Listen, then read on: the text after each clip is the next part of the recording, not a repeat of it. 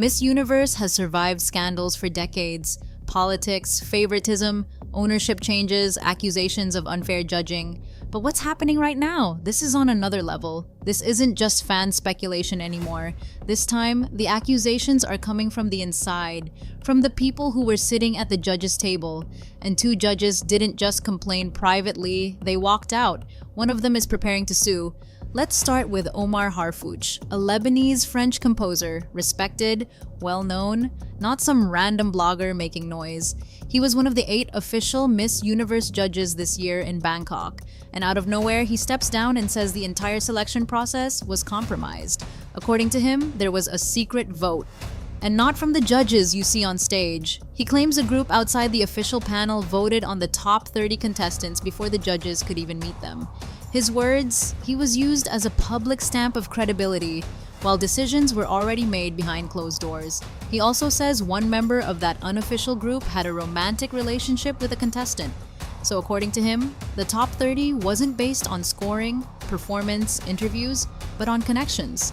Miss Universe immediately denied this. They said there was no secret vote, no hidden jury, no improvised meetings. They claim the group Omar is talking about is just a committee that works on the social impact portion of the competition. Nothing more, nothing less. But if everything was just a misunderstanding, why did he quit? Why is he accusing them of misleading him? Why is he talking about emotional trauma and reputational damage? And then, the plot twist. Omar says he predicted the winner 24 hours before the finale on HBO.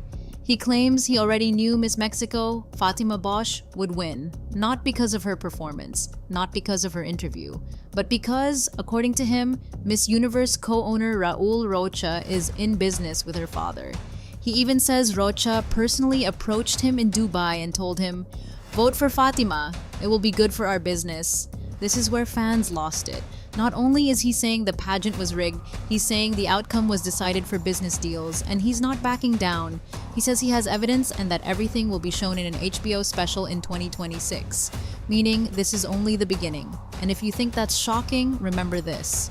The next day, a second judge resigned. Claude Makélélé, former French soccer star, stepped down citing unforeseen personal reasons. He didn't accuse anyone of anything. But the timing is impossible to ignore. Judges don't just quit days before the finale unless something major is happening behind the scenes. At the same time, the rest of the pageant has been falling apart. Earlier this month, several contestants walked out after Thai co-owner Nawat Itzara Grisil publicly called out Miss Mexico for not attending promotional events. He literally scolded her in front of the organization. Contestants were furious. The other owner, Raul Rocha, the same man Omar is accusing, had to step in and apologize. Then Miss Jamaica fell off the stage during preliminaries and ended up in the hospital. And while she recovers, fans online have been saying this year's competition feels messy, chaotic, unorganized, nothing like the polished Miss Universe brand they were expecting. Now Reddit is calling this the biggest blow to pageantry in modern history. People are saying the pageant is becoming a business deal, not a competition.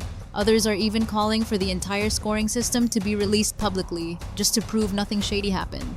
And you know what's even more ironic?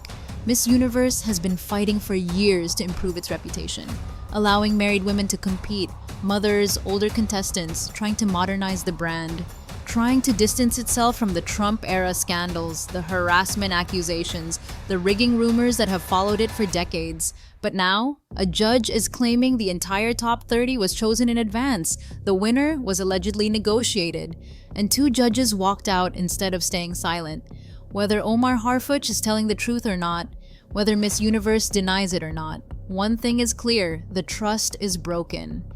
Because once people start believing the crown isn't earned, the whole pageant loses meaning, and that's the real damage here, not the drama, not the headlines, but the possibility that every contestant who trained for years, spent thousands, practiced, cried, sacrificed, may have never stood a real chance. So what do you think? Was this year's Miss Universe rigged? Or is this a huge misunderstanding mixed with hurt egos and bad timing? Let me know in the comments, because this story is only getting bigger.